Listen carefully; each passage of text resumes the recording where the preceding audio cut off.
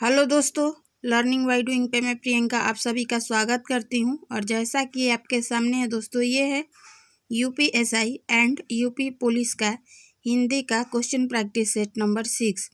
दोस्तों, अगर आप पहली बार हमारे चैनल पे विजिट किए हैं तो वीडियो को लाइक करके चैनल को सब्सक्राइब करके ऑल का बटन प्रेस कर दें, ताकि डेली के आने वाले जो क्वेश्चन प्रैक्टिस सेट हैं आपको ईजिली मिल सके। तो दोस्तों, बिना समय गवाए हुए फटाफट क्वेश्चन देख लेते हैं कि कैसे कैसे प्रश्न आप सभी से एग्जाम में पूछे जा सकते हैं।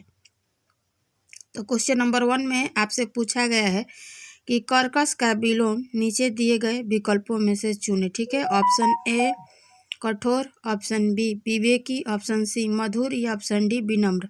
बताएं इस प्रश्न का करेक्ट आंसर क्या होगा। तो दोस्तों, इस प्रश्न का करेक्ट आंसर ऑप्शन सी हो जाएगा कि कर्कश का विलोम जो होता है आपका मधुर होता है।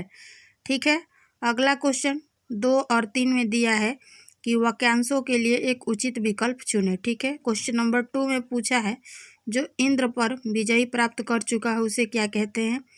Option A Indrajay, option B Indu, option C Indrajit या ऑप्शन डी जितेंद्रिय। बताएं इस प्रश्न का करेक्ट आंसर क्या होगा।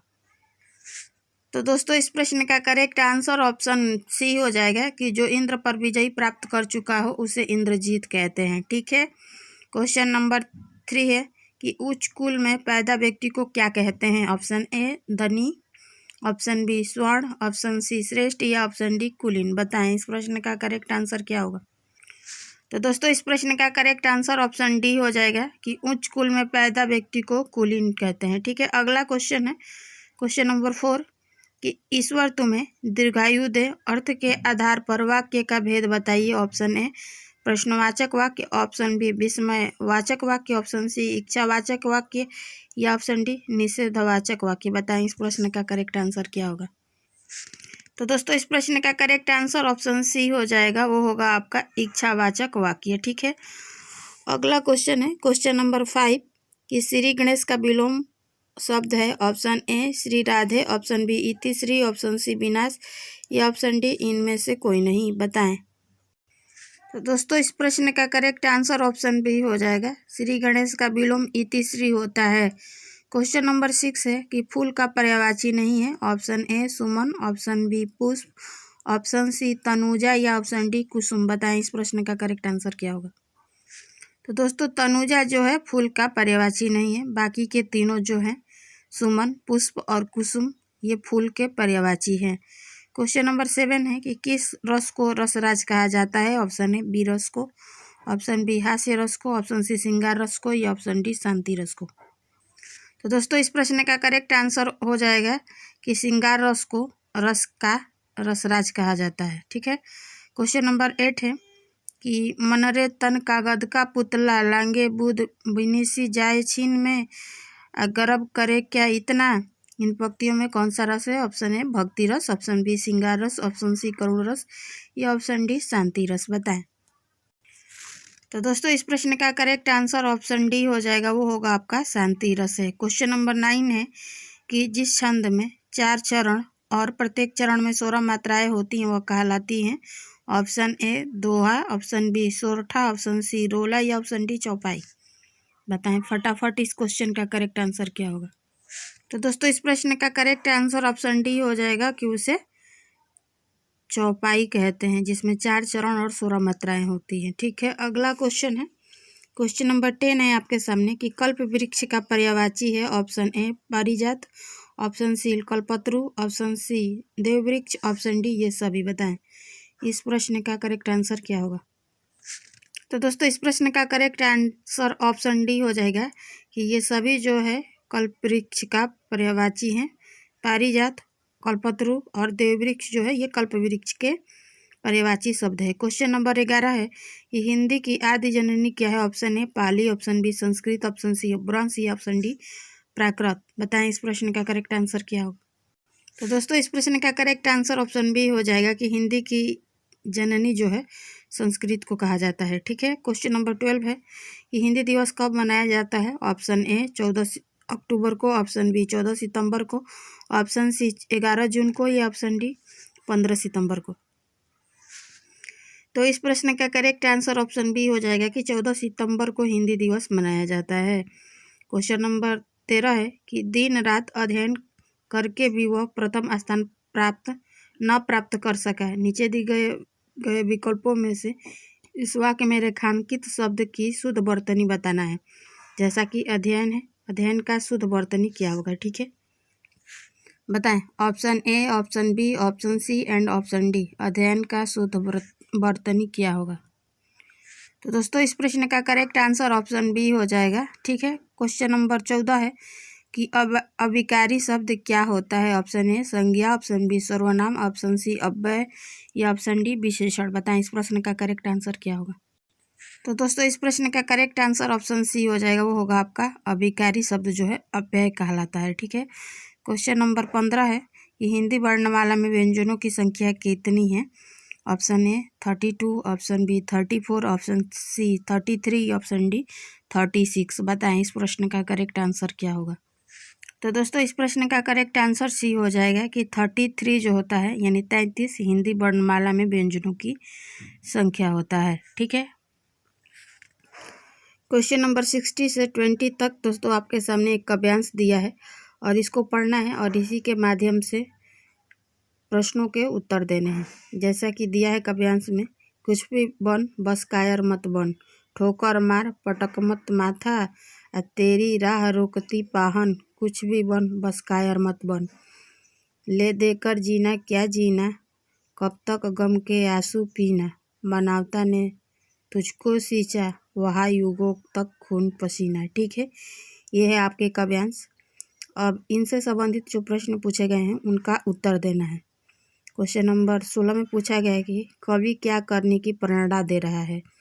ऑप्शन ए गम के आंसू पीने का, ऑप्शन बी आत्मसमर्पण की, ऑप्शन सी रुकावटों को ठोकर मारने की, या ऑप्शन डी कुछ भी ना बनने की। बताएं इस प्रश्न का करेक्ट आंसर क्या होगा? तो दोस्तों इस प्रश्न का करेक्ट आंसर ऑप्शन सी हो जाएगा कि रुकावटों को ठोकर मारने की कवि प्रेरणा दे रहा है। क्वेश्चन नंबर 17 है कि इन पंक्तियों में कायर का अर्थ क्या है? ऑप्शन ए सहज, ऑप्शन बी समझौतावादी, ऑप्शन सी चालाक, या ऑप्शन डी दुष्ट। बताएं इस प्रश्न का करेक्ट आंसर क्या होगा? तो दोस्तों उसे समझौतावादी कहते हैं। ठीक है, कायर का अर्थ है समझौतावादी। ठीक है, अगला क्वेश्चन है, क्वेश्चन नंबर 18 है कि कुछ भी बन बस कायर मत बन, कवि ने क्यों कहा है? ऑप्शन ए कुछ भी बनना आसान है, ऑप्शन बी कुछ भी बनना मुश्किल है, ऑप्शन सी कायर मनुष्य की जीवन व्यर्थ है, या ऑप्शन डी कायर मनुष्य अच्छा नहीं होता। बताएं इस प्रश्न का करेक्ट आंसर क्या होगा? तो दोस्तों इस प्रश्न का करेक्ट आंसर सी हो जाएगा कि कायर मनुष्य का जीवन व्यर्थ है। ठीक है, क्वेश्चन नंबर 19 है कि पाहन शब्द का पर्यायवाची है। ऑप्शन ए मेहमान, ऑप्शन बी पैर, ऑप्शन सी पत्थर, या ऑप्शन डी पर्वत। बताएं इस प्रश्न का करेक्ट आंसर क्या होगा?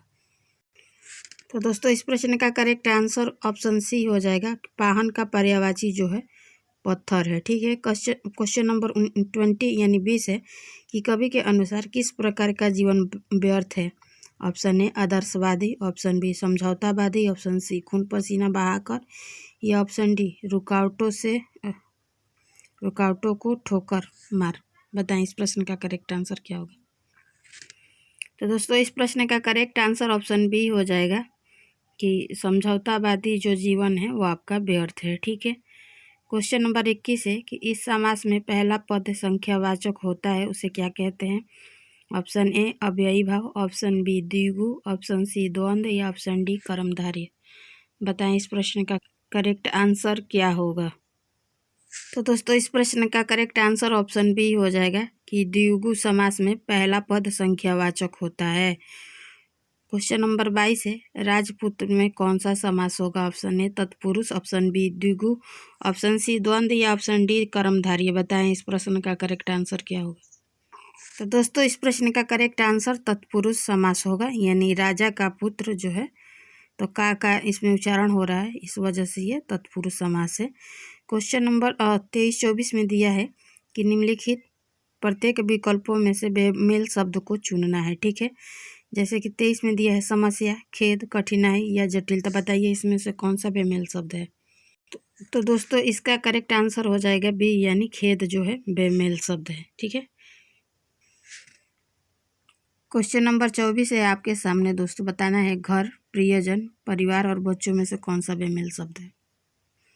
तो दोस्तों इसमें घर नहीं होगा, ठीक है। क्वेश्चन नंबर 25 है कि जिस समास का पूर्व पद यानी पहला पद प्रधान हो उसे कौन सा समास कहते हैं। ऑप्शन ए संबंध तत्पुरुष, ऑप्शन बी कर्मधारय, ऑप्शन सी अव्ययी भाव या ऑप्शन डी द्वंद्व। बताएं इस प्रश्न का करेक्ट आंसर क्या होगा। तो दोस्तों इस जो है अव्ययी भाव समास का जो है पूर्व पद जो है पहला पद प्रधान होता है, ठीक है। अगला क्वेश्चन है क्वेश्चन नंबर 26 से 29 तक दिया है कि निम्न भक्ति काव्य के प्रमुख कवि कौन थे हैं, उनके बारे में बताना है, ठीक है। क्वेश्चन नंबर 26 में है दिए गए विकल्पों में से निर्गुण भक्ति की काव्य के प्रमुख कवि कौन है। Option A Surdas, option B Kabir, option C Tulsidas या ऑप्शन डी केशव। बताएं इस प्रश्न का करेक्ट आंसर क्या होगा। दोस्तों इस प्रश्न का करेक्ट आंसर जो है वो बी होगा, यानी कबीर। अगला क्वेश्चन है 27 नंबर कि भारतीय संविधान में किस भाषा को राजभाषा के रूप में स्वीकार किया गया है। Option A Angrezi, option B Urdu, option C Hindi या ऑप्शन डी तमिल। बताएं। तो दोस्तों इस प्रश्न का करेक्ट आंसर ऑप्शन सी हो जाएगा कि हिंदी को भारतीय संविधान में राज्य का राज्य भाषा के रूप में स्वीकार किया गया है। 28 नंबर क्वेश्चन है कामायनी महाकाव्य के रचयिता कौन है। Option A Surdas, option C B Premchand, option C Jaishankar, option D Kabirdas. बताएं इस प्रश्न का करेक्ट आंसर क्या होगा। तो दोस्तों इस प्रश्न का करेक्ट आंसर सी हो जाएगा कि कामायनी महाकाव्य के रचयिता जयशंकर प्रसाद है, ठीक है। यानी ऑप्शन सी इसका करेक्ट आंसर हो जाएगा। क्वेश्चन नंबर 29 है कि पृथ्वीराज रासो किस काल की रचना है। ऑप्शन ए आदिकाल की, ऑप्शन बी रीतिकाल की, ऑप्शन सी भक्ति काल की या ऑप्शन डी आधुनिक काल की। बताएं। तो दोस्तों इस प्रश्न का करेक्ट आंसर हो जाएगा वो होगा आपका कि पृथ्वीराज रासो जो है वो आदिकाल की रचना है, ठीक है। अगला क्वेश्चन है क्वेश्चन नंबर 30 है कि दिव सवसान का समय मेघमय आसमान से उतर रही है, वाह संख्या सुंदरी परी सी धीरे धीरे धीरे। इन पंक्तियों में कौन सा अलंकार है।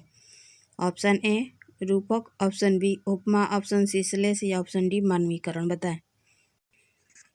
तो दोस्तों इस प्रश्न का करेक्ट आंसर ऑप्शन डी हो जाएगा, वो है आपका मानवीकरण। क्वेश्चन नंबर 31 है कि हिंदी शब्द में छ का क्रम किस वर्ण के बाद आता है। ऑप्शन ए क, ऑप्शन बी छ, ऑप्शन बी सी त्र या ऑप्शन डी ज्ञ। तो दोस्तों इस प्रश्न का करेक्ट आंसर ऑप्शन ए हो जाएगा, ठीक है, वो है क, ठीक है। क्वेश्चन नंबर 32 है खग जाने खग की भाषा लोकोक्तियों का उचित अर्थ है, नीचे दिए गए विकल्पों में से बताना है। ऑप्शन ए पक्षियों की तरह बोलना, ऑप्शन बी पक्षियों की भाषा ना जानना, ऑप्शन सी पक्षी अपनी भाषा स्वयं समझते हैं, ऑप्शन डी समान प्रवृत्ति वाले लोग एक दूसरे को सराहते हैं। बताएं। तो दोस्तों इस प्रश्न का करेक्ट आंसर डी हो जाएगा कि समान प्रवृत्ति वाले लोग जो है एक दूसरे को सराहते हैं, उसे ही खग जाने खग की भाषा कहते हैं, ठीक है। अगला क्वेश्चन है क्वेश्चन नंबर 31 यानी 31 है। इसमें क्रम व्यवस्थित करना है, बताना है कि इस प्रश्न का उत्तर क्या होगा, ठीक है। ये रहा आपके सामने कथन और इनका क्रम व्यवस्थित कीजिए और बताइए। Option A, option B, option C and option D, इसका क्या करेक्ट आंसर होगा। दोस्तों इस प्रश्न का करेक्ट आंसर ऑप्शन सी हो जाएगा, वो हो जाएगा व, य, ल और र हो जाएगा, ठीक है। क्वेश्चन नंबर 34 है अकल का दुश्मन मुहावरे का अर्थ है। ऑप्शन ए मित्र, ऑप्शन बी महापंडित, ऑप्शन सी महामूर्ख या ऑप्शन डी शत्रु। बताएं इस प्रश्न का करेक्ट आंसर क्या होगा। तो दोस्तों इस प्रश्न का करेक्ट आंसर ऑप्शन सी हो जाएगा, अकल का दुश्मन मतलब महामूर्ख होता है, ठीक है। अगला क्वेश्चन है 35 नंबर वाक्य के अशुद्ध भाग यानी त्रुटिपूर्ण भाग का चयन करना है। यदि कोई त्रुटि ना हो तो भाग डी को चिन्हित कीजिए, ठीक है। यानी आपके सामने जो है यहाँ पे दिया है ए बी सी में कथन और डी में दिया है कि इनमें से कोई त्रुटि नहीं है, ठीक है। वाक्य में अगर त्रुटि है तो उस पर चिन्ह लगाना है, नहीं है तो डी पे करेक्ट मतलब लगाना है, ठीक है। तो बताएं इस प्रश्न का करेक्ट आंसर क्या होगा। दिया है कि धनवान को व्यर्थ बेकार में ही सहायता देकर कोई लाभ ना होगा, बताइए, या कोई त्रुटि नहीं है, क्या वाक्य सही है।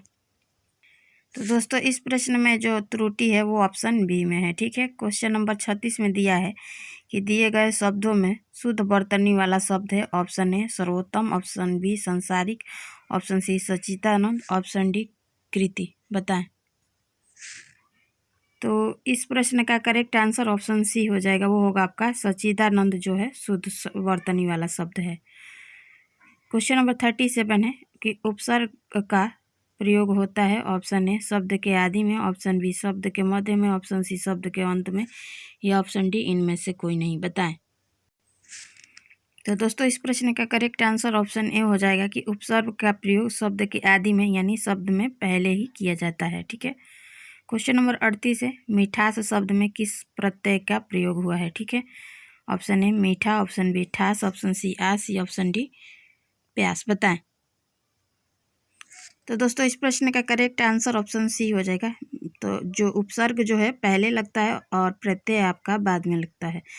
तो मिठास आस का साउंड आ रहा है। ठीक है, तो ऑप्शन सी इसका करेक्ट आंसर हो जाएगा। क्वेश्चन नंबर 39 है कि सत्याग्रह का सही संधि विच्छेद क्या है। Option A, option B, option C and option D. बताएं।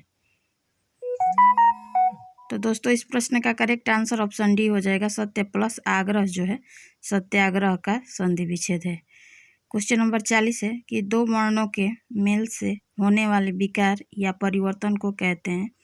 ऑप्शन ए संधि, ऑप्शन बी समास, ऑप्शन सी उपसर्ग, ऑप्शन डी प्रत्यय। बताएं। तो दोस्तों उसे संधि कहते हैं, यानी ऑप्शन ए इसका करेक्ट आंसर हो जाएगा। ठीक है, और इस तरह आपका हिंदी का question practice set number 6 40 question के साथ कंप्लीट होता है। अगर पहली बार आप हमारे चैनल पे विजिट किए हैं तो वीडियो को लाइक करके चैनल को सब्सक्राइब करके आल का बटन प्रेस कर दे ताकि डेली के आने वाले जो वीडियो हैं आपको ईजिली मिल सके। और अपने फ्रेंड कलिंग्स पीयर ग्रुप में जिनसे जुड़े हुए हैं उनके यहाँ ये वीडियो शेयर करें ताकि अदर पर्सन को भी इस कंटेंट का प्रॉफिट मिल सके। तो फिर मिलेंगे नेक्स्ट वीडियो में नेक्स्ट क्वेश्चन प्रैक्टिस सेट के साथ। तब तक के लिए धन्यवाद। आपका दिन मंगलमय हो।